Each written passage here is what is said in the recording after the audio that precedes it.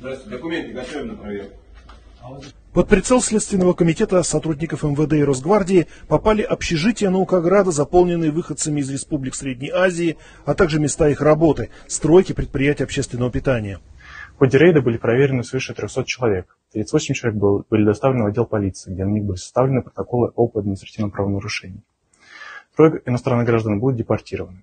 Этот рейд стал частью оперативно-розыскных мероприятий в рамках расследования преступления, совершенного месяц назад группой мигрантов. В один из дней июня 2023 года в одном из сетевых магазинов потерпевший совершил кражу продуктов. Это заметили охранники магазина.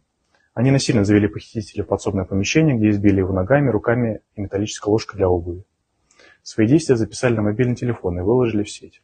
В ходе мониторинга социальных сетей указанное видео было обнаружено, и по данному факту возбуждено уголовное дело. Одного из охранников, гражданина Республики Туркменистан, задержали, и ему была избрана мера пресечения в виде заключения под стражу. Второй иностранный гражданин был объявлен в розыск. Пока поиск второго фигуранта результатов не дал, но расследование продолжается.